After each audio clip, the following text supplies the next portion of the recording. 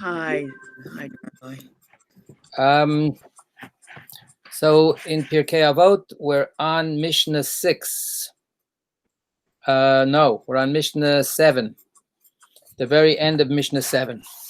So last time we talked about the problematics of how do we control our proximity and our relationships with people who are not good for us or good, period. Not a good neighbor or a rasha, a wicked person. And we have the final third of this sage's teachings. Ve'al tityaesh min hapuranut. And we have different translations of that. So, right, Mishnah 7, the last phrase. So I have in my book that I have in front of me, do not lose belief in retribution. Okay, so I see a couple of people nodding. Does anybody have what's our good friend Rami Shapiro's translation? No, you're muted, Bill. Bill, you're muted. You're muted. Your fingers are doing the, there you go. Yeah. Do not despair of justice. Okay. So, I want to, by the way, can you repeat his translation of the previous phrase? The previous phrase was, do not collaborate with evil. Okay. So that's an interesting statement also. What does it mean to collaborate? What does it mean to be complicit with evil and so on? We're not going to go there so much. But now the idea is that he says, what's it again? What's his translation about justice? Do not despair of justice. Okay, so do not despair of justice. Is that does that make any difference between do not lose belief, do not lose faith in retribution, or do not despair of justice? Any big or small differences between those two formulations? I don't know if there's a difference between those two formulations in English, but last week I looked at Hanoch Albeck's book of Mishnah, where he has a lot of notes on these kind of things. And if I remember correctly, his note stressed, I don't know whether it's in the Hebrew or whether this was Albeck's interpretation, that we're talking about divine justice here, that the Mishnah was about retribution in the world to come, not the kind of secular justice that I think people like me have in mind when we read this phrase. It's a little bit different than despairing of justice. And Shapiro's note says, do not despair because justice is slow. Do justly yourself and work for justice in your community, and in the end, evil will fall before it. That doesn't seem to be what the Hebrew is getting at least not according to Hanoch Albeck. Okay. Anybody else want to chime in? Yeah, I just wanted to comment about how retribution and justice, in terms of their sort of emotional loading, are so different. Like where your focus is, right? And and getting a sense of justice, right, and equity and what have you, as opposed to retribution or punishment for specific individuals. It's really a very different orientation. Yeah, so I think there are definitely different colorations to these things. In terms of the context, if we read through what the Nitai Ha'arbeli is talking about, there's a kind of an implicit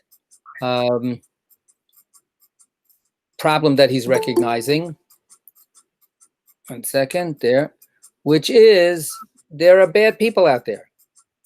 And they seem to just be able to go along and survive at least, and maybe even thrive. So what's your best approach to this? So we're going to talk about it a little bit in Talmud study later today. So he's basically saying, keep your distance, right? Keep your distance. But the question that's not said, but that is looming over this is, so what's going to be with these people? What is going to be with these evil people? You're going to keep your distance, and what's going to happen with them? So you're not going to collaborate with evil. Okay, good.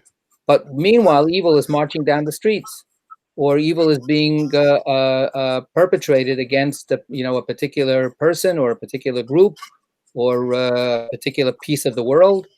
So you're not helping out. But what's going to happen, Eileen?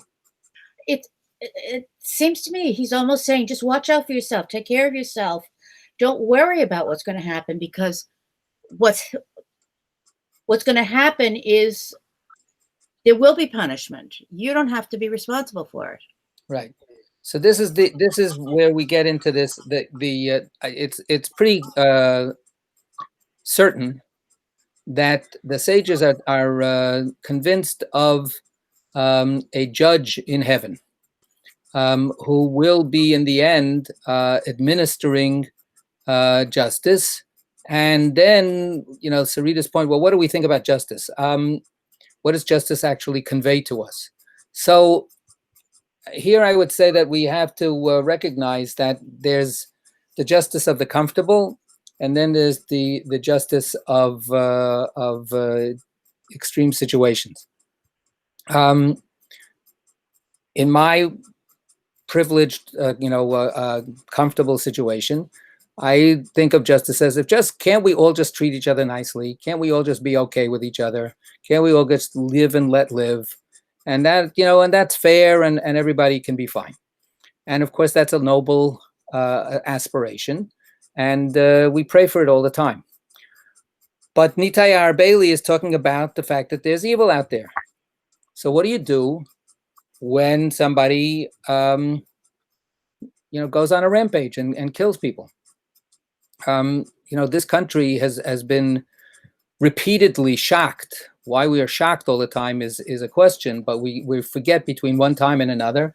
And then we're repeatedly shocked by these terrible mass shootings and all kinds of awful things like that. Bombings, arson, hate crimes. So what's supposed to happen to a person who commits a crime like that? And what are the people who suffer from that evil? What do they feel? When somebody goes off, with a slap on the wrist, or when somebody is not dealt the punishment that we think is commensurate to the crime, many of us feel very, very angry. So there's a real danger in retributive approaches to justice. It brings out in human beings, it brings out the worst in them. But on the other hand,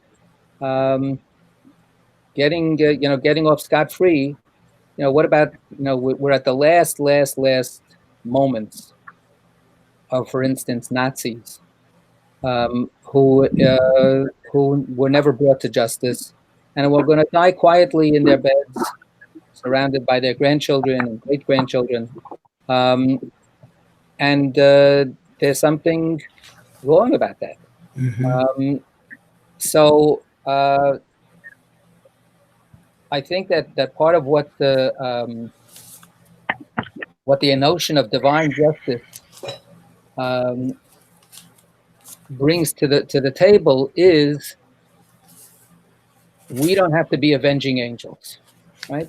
The idea of taking revenge is actually forbidden. At the same time, we say that God is a God of vengeance. We say Kel Nekamot Hashem. It's the psalm that we say for I think Wednesday. So what does that mean? It means that the kind of vengeance or payback that we wish to see is a lot better if it's done not by us. If we get involved in it, the tendency again and again and again that we see is that it corrupts and destroys the soul of the person who's devoted to that. But to wish for some kind of evening of scores with people who literally get away with murder is, I think, to a great degree understandable. So we have a back and forth here about this. We have a back and forth about how to look at it. Just to point out, of course, that the question of whether this is a human thing or a divine thing is very much part of the secularization of our thought. The rabbis, shockingly, were not secular. We are. So thinking that God has an active role in doing something is really very foreign to our thinking. We think that that's a baby idea. We think it's a naive or unsophisticated, childish concept. I don't believe that there's a God that's listening personally to my prayer or something like that. God becomes an abstraction. God becomes just a concept that's somehow fit into our picture of the world. The rabbis really thought that God was active and was listening and caring.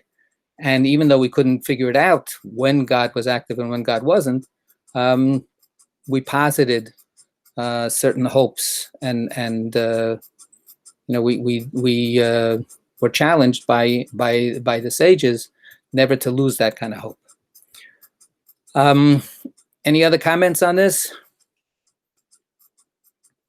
See, Sarita is like a bad poker player because she always she moves her hand to the unmute button, so that like gives away ahead of time that she's ready to say something. So yeah, Sarita, I think you want to say something.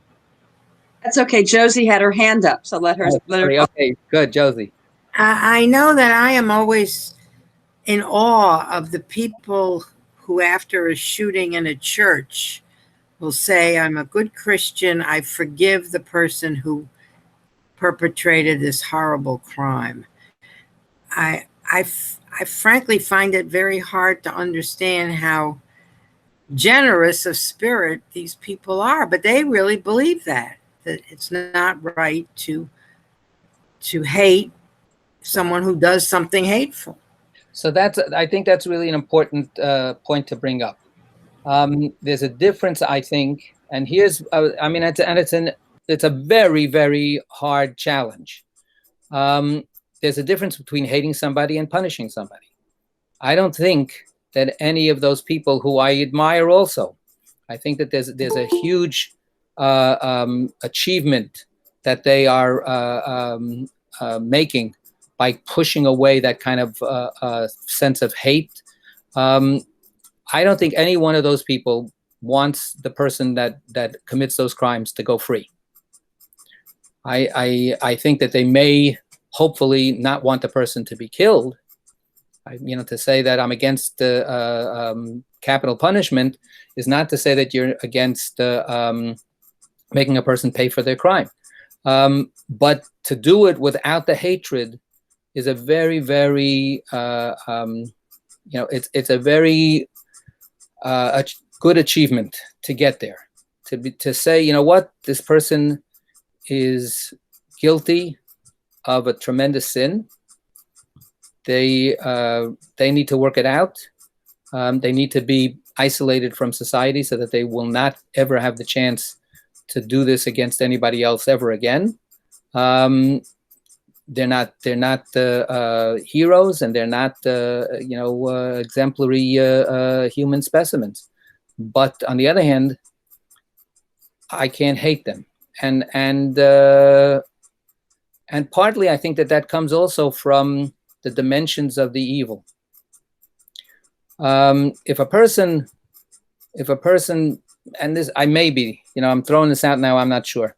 If a person does something, wrong to you, in some kind of like, we're not talking murder, we're not talking, some small little thing, but it really was wrong. It really was inexcusable. Let's say they betrayed your friendship or something like that. You may actually really feel, tremendously negative feelings to that person. Because that person is still in some way understandable, is still recognizable as a fellow human being, and then you're just like disgusted by what they just did. When the dimensions of evil multiply to the kinds of examples that I was giving before, it becomes incomprehensible. It becomes very, very hard to wrap your mind against what people write articles and books and this and that. You want to get into the head of this person, and you can't. You really can't. And that's where I think it's possible to say, so how can I hate this person when I haven't the foggiest idea how they ever got to that terrible place? How can I hate them?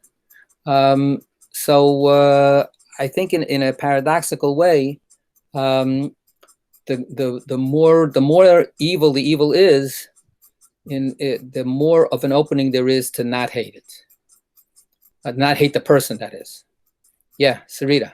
I think you want to say something. Yes, I do want to say something. So to follow up on what Josie said, I think that the idea about forgiving is that to personally not be consumed by this, because that affects you. I mean, you can be responsible for your own behavior, but to this point about not abandoning the belief that justice or retribution, whichever word we want to use, will happen. If you forgive, and so you personally are not going to be consumed by this, right? You're going to let it go. It really is about letting go.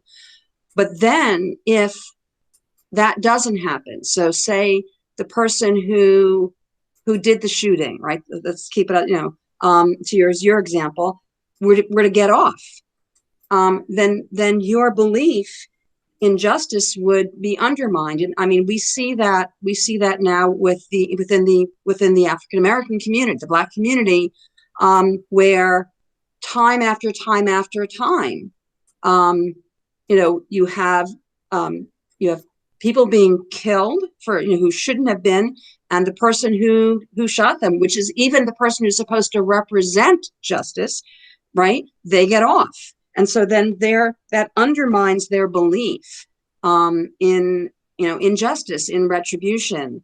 So I think that those two things sort of have to go together. The sense of watching out for yourself and doing what you believe is right.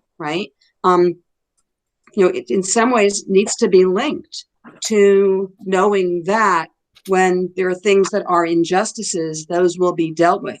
And you can believe that it's secular, you can believe that it's by God, by here it's a belief in our government doing something about it. When that's undermined, that really does great damage to society.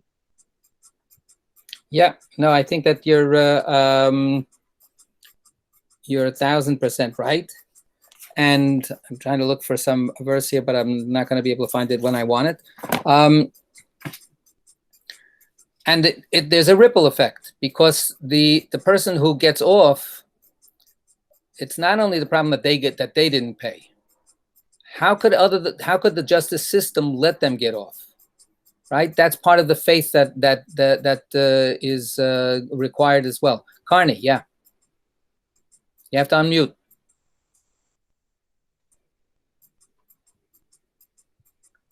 I am unmuted. Yes. To this point, we do terrible things in the name of reconciliation. We decline to investigate government policies of torture. We fail to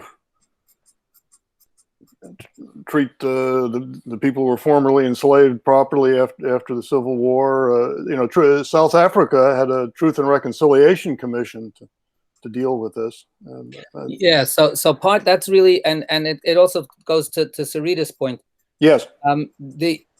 To have reconciliation by imposing reconciliation from the outside doesn't work, and it's actually in my view immoral.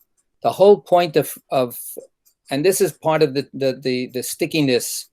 I can't speak for the church or for Christianity or for any Christian, but there is a kind of a trope that says, just always forgive. There's a quote that I recently came across because a colleague, another clergy person here in Montclair used it as part of their like signature. And if I hold on a second, let me see if I can get it right away.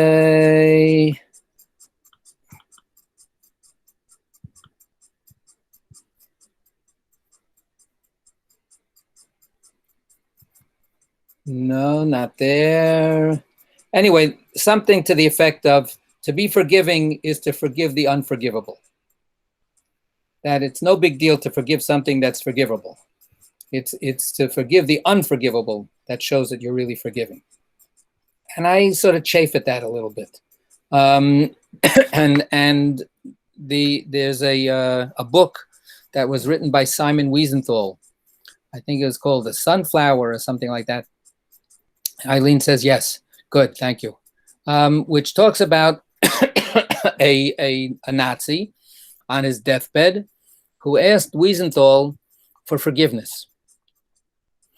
And Wiesenthal turned it into a book by sending out this scenario to many, many people around the world that he knew or that he thought of. And he asked them, well, what would you answer? What would you answer that person who's seems to be repentant, seems to be really sorry for what they did, and they're asking you to forgive them?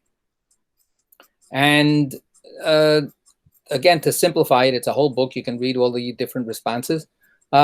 His response was, I cannot forgive you because you didn't do what you're sorry about to me.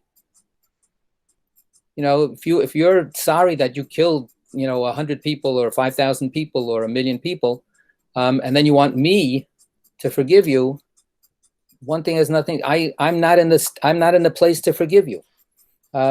Forgiveness has to be, like Josie was saying, the people in that church community that suffered their losses, lost a loved one, and so on. They can forgive for at least that part of their own personal pain. And to Carney's point, reconciliation requires face-to-face confrontation.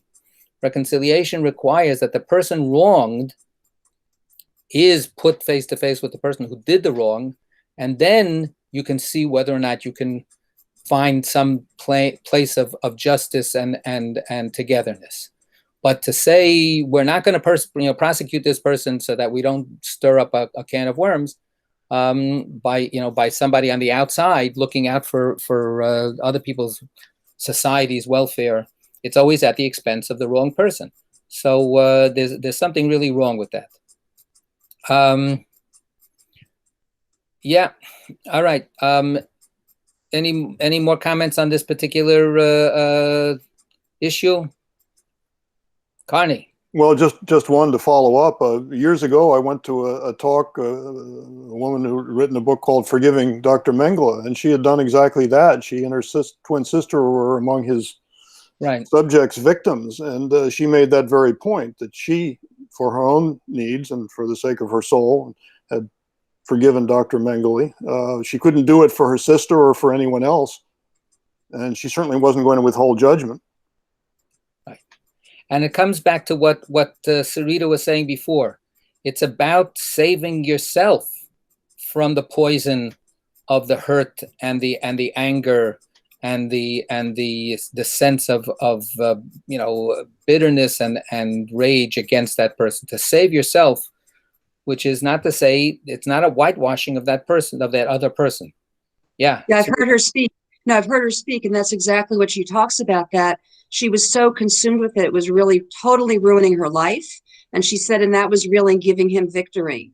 Right. And so forgiveness for her was recapturing, taking back control over her own life. Yeah.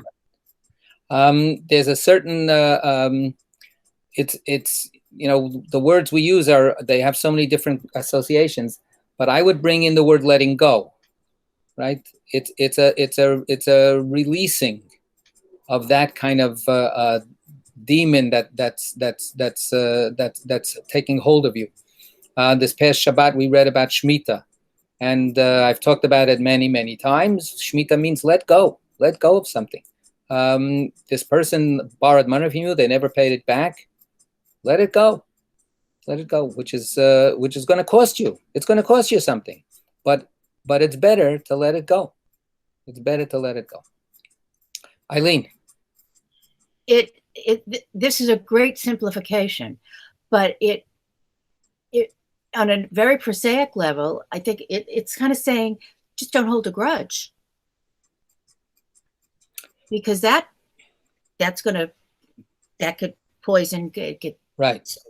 So that's the balancing, right? Don't hold a grudge, but at the same time, hope that somehow justice will work out. Because if you have the luxury to not hold a grudge, that doesn't mean that the next person that this person hurts will be so fortunate. So al titya'ish min ha'puranut. So don't give up on justice, whether it's human justice or divine justice. It might be a lot harder to keep faith in human justice, but we'll try. We'll try as hard as we can. I want to just in the last couple of seconds that we have, minutes that we have, mention that there is another challenging interpretation of this phrase, and the phrase is understood. Until now, we've been talking about it. Their comeuppance. Don't give up on the fact that they'll finally get what they deserve. The other way to read it is the opposite. What happens if you are the one who feels that you're getting beaten over the head for no reason? The word puranut in the Hebrew means retribution. It comes from the word to pay back, but it also is related. That's why I wanted to, from the word wildness, chaos. And we say in our prayers, God save us from all kinds of terrible catastrophes. That's puranut. What if you are subject to real suffering? What if you are subject to injustice that brings you down? The way this is read now is, don't give up. Even don't give up, even though you have been subjected to terrible suffering and injustice. So it becomes the opposite, right? Even in such a case, never give up. And the kinds of things that we've been bringing up as examples could be brought up here as well. I feel that way and very uplifted when I go every year to the Montclair when we're able to. When I go to the Montclair community Martin Luther King services, and when the whole church, they take place in one of the community churches, and there's hundreds of people there. It's invariably a full church, and everybody is getting up there and singing, "Lift every voice," and we're keeping on going, and we've been beaten down, and we've suffered, and we don't care. We're keeping on moving, and we're going on, and we will see the better day. It's unbelievable to me. It's really astonishing, because it's not protest, which is a different thing and which is totally legitimate, but it's just this exhilarating self-declaration of not giving up hope, despite the suffering. So that's the other translation that is sometimes given for this phrase, right? There are wicked people out there. Stay away from them. They are causing you great pain and suffering and loss. Do not let them defeat you. To bring it back to that, in whatever way, spiritually and even intellectually, the way that you formulate your theory of life or the way you see society in the world, don't let them beat you down, right? Don't give up. All right, so we'll get, hopefully that's it. I've called it, that's the end of our discussion for that Mishnah. And next time, we will, God willing, look at the next Mishnah, Mishnah 8. Okay, thank you to everybody. Be well.